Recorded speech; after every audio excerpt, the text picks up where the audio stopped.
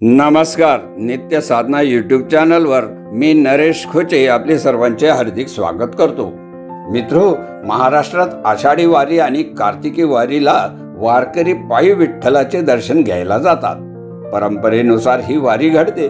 यातला रिंगण सोहळाही होतो आणि एकादशीला पंढरपूरला वारकऱ्यांची मांदियाळी जमते. वेगवेगळ्या भक्तांकडून विटेवरी उभ्या विठ्ठलाच्या वेगवेगळ्या कथा सांगितल्या जातात. विठ्ठलाच्या कानाजवळ मासा असतो असेही तुम्ही ऐकले असेल. तर याच विषयीची अधिक माहिती आपण आजच्या व्हिडिओत समजून घेऊया.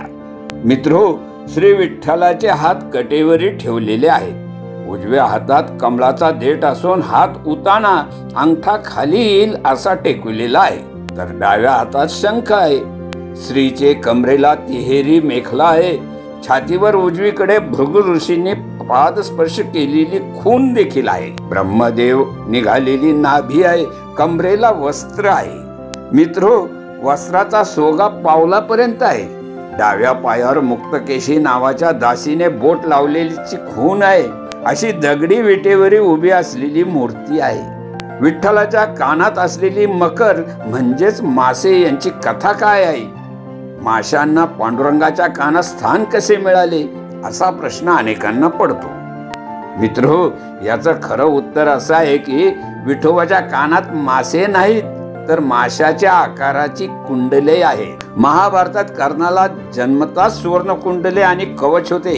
तसेच एका भक्ताच्या भोळ्या भक्तीवर वाळून विठोबाने माशांना कानात स्थान दिले आहे. मित्रो, यामागची कथा अशी आहे की एकदा एक कोळी पांडुरंगाला भेटायला उपहार द्यायला त्याच्याकडे जातो. त्याला इतर लोक आतमध्ये जाऊ देत नाही का? कारण की तो एक मच्छीमार आहे ना. आणि तसाही तो जो उपहार देणार असतो ते खुद्द त्याने पकडलेले मासे असतात आणि ते पण 2. बाकीचे म्हणतात पांडुरंग देव आहे, त्यांना मासे का देतोय? पाप लागेल तुला आणि आम्हा सर्वांनाही. तेव्हा पांडुरंग खुद्द तेथे येतात आणि सगळ्यांना सांगतात की तो जे देतोय ते तुम्ही कशाला पाहताय?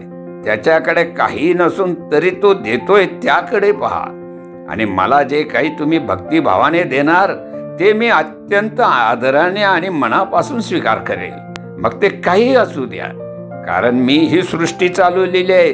त्यात तुम्ही एकटे नसून इतर प्राणी पण आहेत. आणि मी तुम्हा सर्वांना प्रेम करतो आणि प्रेम हे लहान मोठ्या भावनेत अडकत नाही.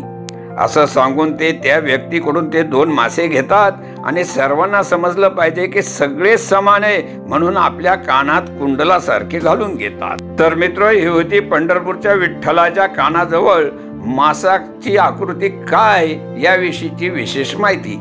अशा ज्ञानवर्धक, उद्बोधक तथा आध्यात्मिक विषयावरील नवनवीन व्हिडिओसाठी आजच आमच्या नित्य साधना यूट्यूब चॅनलला सबस्क्राईब करा. आजच्या व्हिडिओतील माहिती आवडली असेल तर त्यास लाईक आणि शेअर सुद्धा करा. या व्हिडिओत इतकेच. लवकरच पुन्हा भेटूया नवीन विषयावरील नवीन व्हिडिओत. तोपर्यंत जय श्री कृष्ण.